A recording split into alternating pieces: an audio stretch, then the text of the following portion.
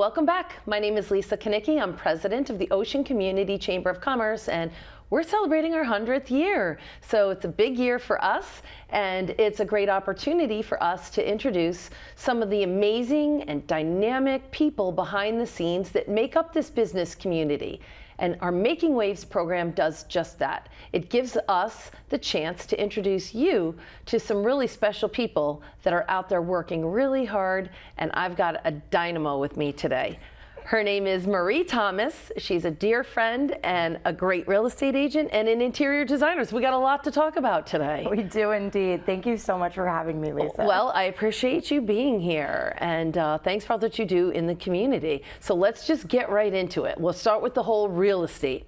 Sure, absolutely. You're licensed in Connecticut. Soon to be Rhode Island. Soon to be Rhode Island, and that in and of itself takes a lot. So what does it take to get licensed these days? Oh man, it takes dedication, commitment, and a true passion, I think, to real estate. Yeah. When I started the process, I grew up, my parents flipped houses, and I have been in the business, it feels like, since I was born. My dad was a contractor, so growing up I was always on job sites, seeing houses be flipped. So it was kind of always in my blood. Sure, they were planting seeds and they didn't even know they were planting the seeds for your own entrepreneurial adventure. Absolutely. Because you do both the real estate and the design under one name. Absolutely, that's what RIE & Co is. We are RIE & Co. RIE & Co. Yep, we are a real estate and interior design company. Fantastic. So I didn't realize prior to that you kind of grew up in the family biz, if you will, and so that's amazing to pay it forward and to have the next generation be doing their iteration of things. Of course, things have changed, technology has changed, and you rely heavily on technology and social media. I see you out there all the time. What's working for you the most when it comes to selling a property? I would say social media, really connecting with the audiences, letting them know who you are, what you're doing. Paid advertising helps to push to different areas. Yep. And really being out there in the community at different events. Yes. Oh yeah, you are a networker and a connector too.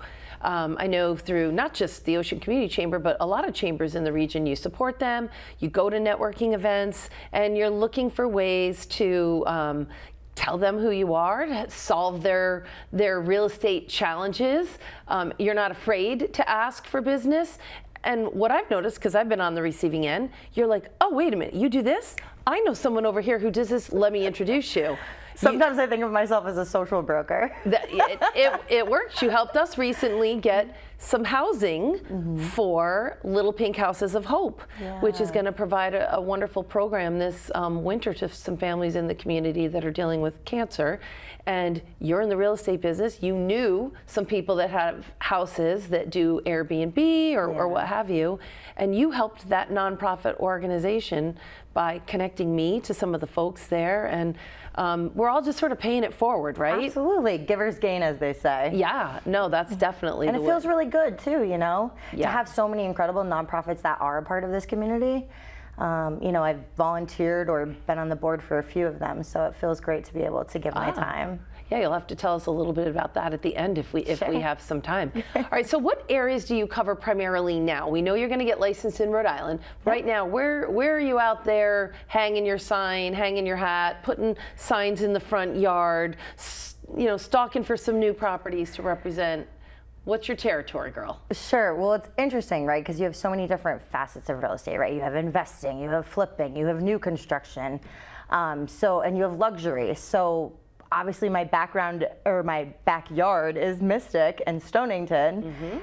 And the Groton side, my family's all there, so I consider that to be my local market. However, I'm not afraid to step out into New London and Norwich, Preston, pretty much seen Preston on all over the shoreline and beyond. So I consider myself to be pretty much about 45 minutes from the Mystic radius. Yeah, exactly. There you go. And then obviously, I can refer out to other agents. I have a huge network of agents. All over Connecticut and beyond. So just because you might not want to be buying in Connecticut doesn't mean you can't buy in a different state, and I have a referral network there. Right. No, sure. There's got to be a big difference of dealing with first-time homeowners versus people that have done this before and know what to expect. What do you recommend when you're dealing with a first-time homeowner to help them through that process, or how is it different? Yeah, it's, it's one of those things where it's important to have a checklist because there's just so many things that they don't know, and it is one of the most important decisions of their life. It was one of the most important decisions of my life. So you definitely want to make sure that they're fully prepared because there is a lot of money involved that they do have to put up front for deposits and inspections. So just making sure that the expectations are set up front so that they know what to expect during the entire process of the transaction. Right. And how would you describe the market right now? Because I know everything's cyclic in nature. Is it hot? Is it cold? Is it a buyer's market? Is it a seller's market? What is it like in this area? I would say it's pretty hot. I mean, we're definitely in an interesting bubble, in our part of the shoreline here. So we're seeing a serious increase in home values, especially due to, remote work and the limited inventory that has occurred. So in the last, 3 to 4, even the last year, prices have definitely gone up tremendously. So it is still, I think, a seller's market, but just because of that doesn't mean that buyers are not being picky. They don't want to overpay for something that they know that they're going to have to put $50,000 to $100,000 worth of work in. And so that's where RIE & Co. as a specialist can come in from the design perspective as a real estate agent.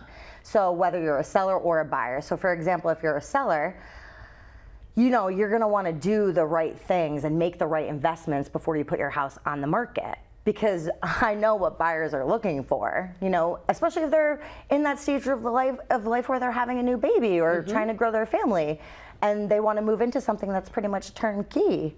Well, it doesn't make sense for you to, spend $80,000 to $100,000 on a particular style of kitchen that they may not even like. So things that you're going to want to definitely make sure that you do before you put your house on the market, if your house needs it. Every house is different, every transaction is different, every buyer is different. But you may want to think about the bathrooms, what type of flooring do I have? Is it an old laminate? Is it something that maybe I could throw some, large 12 by 24s down and, pay maybe $800 to $1,000 and have it instantly updated like that, Small investment, but big impact. Exactly, a new vanity. Eye candy for the person. A little paint making what it ain't. There you go. Hides a lot of sins, right? No, but not to be, cheek about it, but it's true. You have to a little bit of effort goes a long way. It really, really does, because when a buyer walks in and they say, oh, this is an $800,000 home, but they didn't repaint any of the walls. There's still really old carpet. There's the dogs have destroyed or whatever. Those things actually stick out to buyers. So they're not necessarily chomping like they were maybe a year or two ago. So you have to be frank with people sometimes because you've got their best interest at heart. And ultimately you want the sale to go through. That's how you get paid. So sometimes there's probably a little bit of tough love in there. Because you've got the background and experience to see and to hear the feedback from your customers. Because you're hearing it from both sides. Yeah. And, it's just, I think a lot of the times too, sellers do think that their house is. Everybody thinks their house is the best, right? The best, it's absolutely. so special to them, so of course it's going to be so special to everybody else. So I think getting the pricing right when you go to market is really, really important. So just please listen to your agents. Right. They have your best interest in mind. How about open houses? I mean, I remember when we were kids and my mom was shopping for a house, she dragged us to, a different open house every Sunday, sometimes 4 of them on Sundays. Are they still taking place? Are they effective? And, what percentage of your business do you think is actually coming to fruition because of an open house, which can be a really sort of random thing for people to go, oh, wow, the house down the street is open today. Why not, honey? Let's go take a walk through. Yeah, and it's funny. We actually, at my brokerage, we call that the nosy neighbors. And so we're actually encouraged to invite neighbors over, like a half an hour, an hour before. Exactly. And they're trying to understand what their house is worth. So everyone knows who lives on that street which house sold when and where and for how much. No, that makes sense. So I do think they're still very effective. I don't think they're as long as they used to be in the past. So now you're seeing typically more anywhere from 1 to 2 hours. And a lot of people do try to strategically coordinate or schedule them so that they can hit more than 2 or 3 in one day, like you're saying. No, that makes a lot of sense. And that's where social media has really helped realtors. You know, you blast open house Right. a couple days before, or the week before, you're talking about it constantly, or showing the photos or the behind the scenes, and that really draws some of the hype. People are excited. They want to see that You're in stuff. my feed all the time. You're here, you're there, you're spinning around somebody's living room, you're pointing this out, so it's got to be working. And I truly love it so much. I really do. Well, that's half the battle, right? Yeah. Is to be passionate about it and to care. And especially when sellers take my advice, you know? And they listen to me and they paint their living room. Yeah. You don't have to hire anyone. If you want to do it yourself, go for it. Sure. But, you know, there's definitely strategic and clever ways that things we can do. Plant some flowers, you know, paint the front door. All these little things. Get it. First really, impression stuff. Exactly. Makes sense. Makes sense. Now, the Feds recently decided not to lower the interest rate. Was that a factor or not a factor at all? I mean, look, no one's got a crystal ball. We don't know what's going to happen. We wish we did. Right. Even the way the market is, you know, with the stocks, we can't predict when the interest rates are going to go up and when they're going to go down. There's never really a right or wrong time to buy, you know. And you can always refinance down the road if Absolutely. it's not the ideal. I mean, I remember getting in at one point at 6%, and now I'm down to like 3.1. Good for you. It's get in the house of your That's it. dreams. It's, you know, your home is your castle. It's the place you come to every day after you've worked so hard, and it's finding the perfect place is really key, and not getting over your skis in terms of how much you qualify for and how much you can really afford to maintain, right? Absolutely. And I think that's the most important thing, and that's why having a really good trusted lender, and there's so many out there in the business, but you really want to understand what your numbers are at the end of the day, because that monthly mortgage payment that you have to make, you know, that's the most important thing, in addition to also loving the home. Yeah, because you still want to have a life. Exactly. You still want to be able to go out and have a dinner out and support local businesses. You don't want to be house poor, as they say. Yeah. Because you can always grow into it. You can always add on. There's all this other stuff. Absolutely. And one of my favorite, you know, especially with new home buyers, one of my favorite things to coach on and educate on is multifamily investing. That's how I started my journey.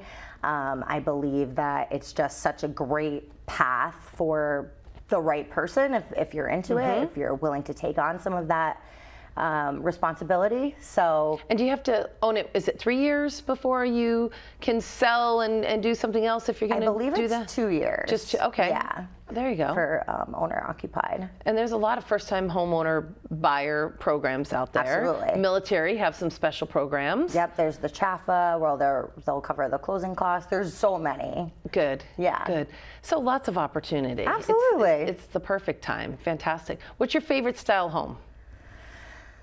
Oh gosh. Do you have a favorite? Maybe you don't. I think I love cottages, Cape Cods, bungalows. Those really New England-y, the one levels. charming. Yeah. Just because I see such design potential with them, but that's just me personally. Yeah. Now, do you think all the shows that have been on TV in the past 10 years about flipping has inspired more people to think outside the box, to look at a house and see its potential and not just be like, oh, that bedroom's too small, or oh, this. It's almost like, you know, Home Depot, you can do it. Like, people are starting, I think, to feel, I can fix that, I can customize that, I can make it my, some actually want to find a place that needs updating because they want the challenge and to say, I did it myself. And it really depends on where you are in your life, right? Like where you're at in your journey, because some buyers are going to be more likely to take that on than others. Yep. I always am willing to championing the buyer who's willing to do that. Sure. Because I walk around a house sometimes, I'm like, oh, let's take this wall down. We could do this. We could do that. And so that's some of the fun of it too. I bet. Yeah. But it really creative. depends on where you're at and what you're looking for. And then there used to be, I don't know if there's still like construction loans where you can apply that to a project like that where you're doing something completely extreme. Yeah, those are 203K loans, I believe. I haven't personally done one yet, but they are a little tricky and definitely something that if you're going to take on and do, that you work with the right contractor and the right lender. Someone with experience that can walk you through it, that's done it before. Yeah. And I know locally too, even some of the builders, there are people that specialize in restoration of the older homes, because Yeah. we're in a community with a lot of homes that are 200-300 years old. Yeah. And you want the right person for that job. That's a Absolutely. completely different thing than adding on a garage or something basic like that. Yeah, and it's funny that you say that. A lot of people have come to me recently, which is kind of cool in this hybrid role that I'm in between interior design and real estate agent, is, oh, you know, maybe I've designed their home and now they're looking to add on a garage or a possible ADU. And so they want to know, what is the added value that this can bring to my home? Is Sure. it worth doing it? Do we love it or do we list it? Sure, sure. So it's, you know, it's an interesting kind of bridge to walk I could and see. to build. Let's talk And a a fun little one. bit about the interior design aspect. How did you get involved in that? Obviously, it plays really well with the other half of your life. Yeah. What's driving your passion for that? And do you have a special style that, oh yeah, this is the style that I really lean towards? Yeah, so when I was younger, like I said, I was pretty much born on a job site. So my parents flipped houses growing up. We were always there, and they would actually give my sister and I like little tasks or jobs for pocket money. So we were painting the fences. I love that. Or pulling the weeds. And then we would make friends with all of the neighborhood kids. That's where you got your work ethic from. Yeah, and so I was learning sweat equity and I didn't even know it. And so, you know, just from over the years of watching my parents flip houses, it was always something that I didn't really understand why they were doing it. But then once I got older, I couldn't believe some of the returns that they had gotten, you know, and some of the flips that they did. But I ended up moving away to New York City and then relocated home during the pandemic.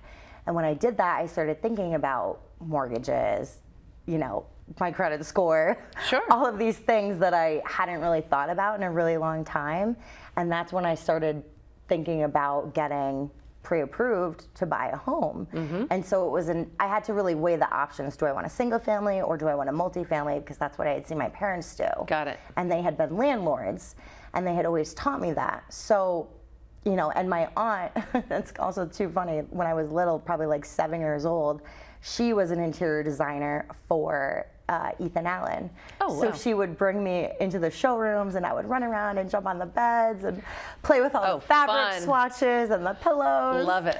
Yeah, and so I think that always kind of coupled with the construction. I love how your whole family has like influenced you and your career Totally. path here. Yeah. That's great. Yeah, and so then when I did end up coming home from COVID, you know, I started RIE & Co. actually as a consulting agency, as a way to use all my corporate business experience to kind of help people like my dad or other small business owners.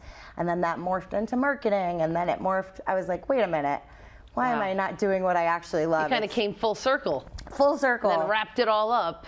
Exactly, and you always have marketing and consulting, Yeah. you know, and all these different pieces, which is kind of cool. But yeah, no, it was really a way for me to, okay, let me give this thing a try.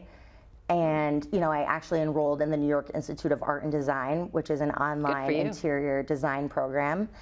So did that, and then just started taking clients and doing, you know, paint consultations with my favorite paint colors. A RIE & Co. specialty, it's so funny, it's in like every single one of our houses, is Benjamin Moore Maryland's dress. Marilyn's dress. Yes, Oh, it is the lightest shade of light blue. okay. It's just really beautiful. I recommend it to all my clients. There you go. If they're going for that like light, breezy, coastal Yeah, aesthetic. very soothing. Absolutely, very calming, yeah.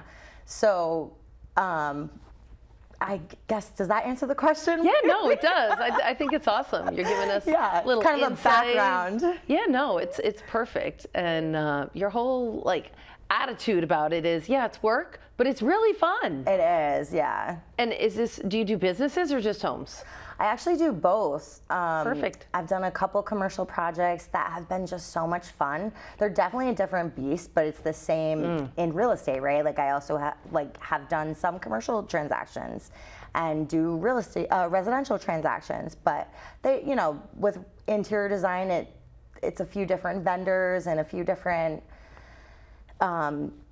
I would say processes and Sure. procedures that you need to follow, especially depending on who the corporate client might be. Got it. But If yeah. someone goes to your website, are there photos that show examples of some of the work that you've done so Yeah. that they can go, okay, I like that, or I see her taste, or whatever? Yeah, absolutely. And our website is actually in the process of getting a little bit of an overhaul. A refresh. A refresh, yeah, to put up Okay. some of the work that we've just completed, I would say, in the last 2 quarters. Got it. So you got some before and afters. Yeah, absolutely. And it's Okay. cool because it includes everything from commercial renovations, like we did actually, I think they might be one of your members, Pathview Wealth. We did their office a couple of months, Nice. years ago. We did a gym in New London. We've done a few different commercial things, but yeah, no, there's definitely a great portfolio up there Good. that shows kind of the versatility of it all. Which is really nice. Yeah. Because, you know, old school, give me 3 references. Now with the internet, you just put it out there and people can see what you're all about. Yeah, well, and that's the fun thing too, right? I joined House, which is almost like the construction Pinterest.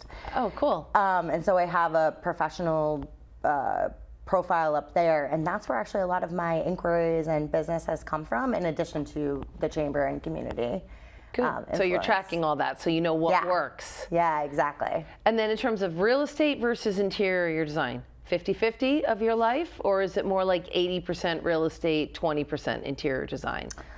You're juggling a lot. Yeah, I would say probably like 60-40, Okay. 60 real estate and 40% interior design. But it is funny to see how they are starting to merge together, Sure. especially like 2 or 3 years, you know, after I design someone's home, then they come to me and say, hey, like we're ready to sell now. Ah, that's perfect. You know? So, Yeah, that's or really hey, good. we want to update our bathroom because we're thinking about listing. Got it. Yeah. Got it. Awesome. What tips do you have if I'm a person thinking of buying a house 6 months from now? What would you suggest for me to do to sort of prepare before I call my agent and say, I think I'm ready to go looking? Is there anything I should be thinking about? Yeah, definitely pay attention to your credit score. Don't open any new credit cards. You know, don't plan on switching jobs. I mean, how bad does that hurt you? What if it's a new job and you're making $20,000 more a year? Well, deals can fall through if you all of a sudden, you know, switch jobs or don't have the income verification. So it really just depends. You know, obviously we leave that to the Have you ever seen that professionals. happen? There have been instances. There's tons of stories. Heart crushing. I know. Heart crushing. I know. Oh, geez. And the lenders probably have more than I do, but yeah, no, definitely have a good conversation. Make sure you have a trusted lender. You know, go into the process early on, trying to understand what are some of the key things that you need to do in terms of making the numbers work, right? Like at my brokerage, we say the path is in the math. Ah. So it's Catchy. always good to know where you're going and to have a plan that proves that. And is it still, you know, the old adage, location, location, location? Like if you decide, I'm getting up there in age, I just want a nice ranch, one level, and you become fixated on, I need a ranch. I don't want to deal with stairs anymore. And so you end up taking, because there's kind of few and far between. Some towns have a lot, some have none. Sure. So you either go out of town 20 minutes because it's the style house, or do you see, no, people go, I want Mystic. I'm going to live in Mystic. It's the quality of life. It's the landscape. It's the whatever. I want Pawcatuck because I want to be able to walk into downtown all the time Right. and not have a lot of traffic and not deal with the bridge, but still be near water and have a vibrant. Which is the driving factor? Is it price? Is it location? Is it style of home? Or is it really truly a blend of all of that? I think it's a blend of all of that because, again, every person is going to be different. Everyone has different needs. Yeah. And school system makes a huge difference. Yeah, I mean, If you've got kids, are Right. people looking at that? I know I did when I was trying to decide which town. You look at the scores and how they're ranked and who provides the best facilities and services for your kids. yeah, I think families are definitely still keeping that into consideration. But ultimately, it really just depends on what you're Ultimately, looking I want for. the water view. Forget the schools. But think I about hear it, what you're right? saying. If you have someone like me as your agent, now you have, say, a 2-family home. Okay, well, what if we just take the second floor off and we gut the whole thing and take it down to the studs? And then we remodel it and we make it one level living with 14-foot vaulted ceilings and skylights. Wow. You know? Sounds like quite the project. It depends, and it depends on your budget. Yeah. You know what I mean? So all these things factor into, Right. if you want the location, then you have to be willing to spend, or you have to be willing to sacrifice. Okay, then you don't get a master bedroom on the first floor and a master. And so, you know, and then maybe you look at a 55 and plus community if that's really important to you and that's what Sure. you're looking for, you know? So it really just depends. The whole Airbnb thing has been really hot in this region. People want to stay at Airbnbs. Those that can afford to buy a second home as an investment property are buying Airbnbs. Some of the governments want to regulate Airbnbs. You know, there's a lot going on. Have you dealt a lot with that type of transaction and people that are going into it specifically as an investment? Yeah, we've definitely seen some buyers like that. I would say most people, though, are looking for single-family homes right now. It's definitely very hot in this market in our area in Southeastern Connecticut. But I personally have an ADU on my property that I use as a short-term rental. Nice. So, and that's also kind of how I got into interior design. Honestly, that's how RIE & Co was formed, because after I got my multifamily and started renovating it, and you know, pulled back to all my experience and all of the things that I was really passionate about and loved doing, I said, wait a second, I like designing homes, and I designed, you know, 2 furnished rentals for myself, and that's what really sprung me into that space that I now truly love working in. So what's next for you? You've got those 2, you know, down, the real estate, the designing. You're going to be writing mortgages next? Or are you going to be, I mean, I think some people wish I would. pouring foundations on the job site? I mean, is this it? You found your happy place, you're in your zone, and 5 years from now I'm talking to you, you're going to be doing more of this? Or do you have other plans in the works? Well, you know what's funny, I think in the beginning I'm like a project manager by trade, and you know, a leader and take charge, and I think I always thought that I had to do everything myself. But it's really relying on great teams and specialists who are really good at landscape design, who are really good at paint or tiling or, you know, building, whatever it may be, electrical work.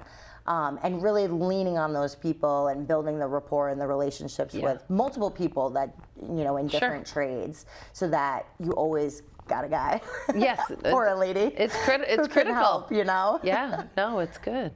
So I think my goal is to really get more brand awareness out there to, you know, a lot of people see me and know me, but I'm not sure that everyone really knows exactly what I do, and that's okay for right now, because I'm in the process of showing everyone exactly like how I'm gonna do what I'm doing. Well, I know you came and supported the Chamber's 100th anniversary party last weekend, and we thank you for that. And you were working the room like a pro. I've been with you at a variety of local charitable events for Always Home and other groups, and you go, you put your money down, you support, you bid, you shake hands. Your energy is fantastic, and you're just out there trying to make good things happen. So I've enjoyed getting to know you, going to these events with you. I appreciate the connections that you've helped me make for our nonprofit members and for you know, people suffering from cancer that are going to benefit from some of these things. So there's a lot of goodness going on in the community. There's a lot of positive momentum, and you're definitely part of it. Yeah. Thank you for everything. Oh, thank you, Lisa. And you know, obviously everything that you do is just absolutely incredible. I love watching you. I love cheering you on. I love supporting you. And I'm just so happy to be a part of.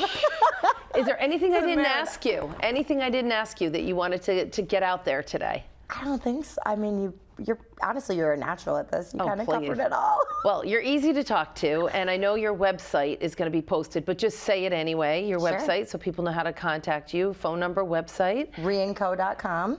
And you can find me on RIE & Company on Instagram. And then for real estate, Move with Marie Thomas. I love how you do it while you shimmy your shoulders back and forth. You just add that little something to it. Yeah. All right, Marie, thank you for being here. And thank you to our friends here who have given us us this opportunity to use this beautiful studio and introduce wonderful people like Marie to our community.